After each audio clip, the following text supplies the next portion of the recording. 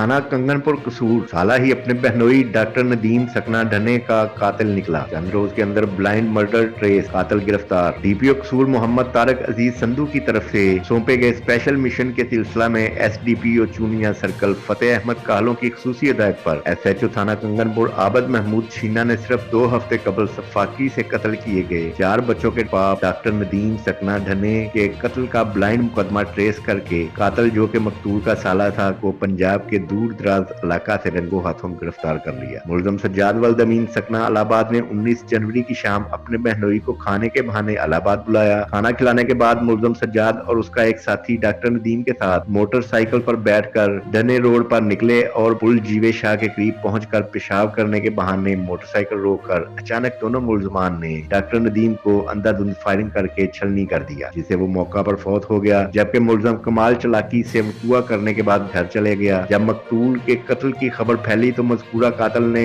मगरमच्छ के आंसू भी बहाए और बादशाह पूछगिछ करने पर अचानक नामालूम मकाम पर फरार हो गया और कानून से बचने और लोगों की आंखों में धूल झोंकने के लिए अपने ही अगवा का झूठा मुकदमा 72/23 थाना इलाहाबाद में दर्ज करवा दिया। मुलजम लाख चालाक हो मगर इंशाअल्लाह कानून से नहीं बच सकता। अल्हम्दुलिल्लाह पुलिस थाना कंगनपुर ने मुलजम को एक तकनीकी ऑपरेशन के जरिए रंगे हाथों गिरफ्तार कर लिया है। मुकदमा कत्ल की मजीद तफ्तीश जारी है।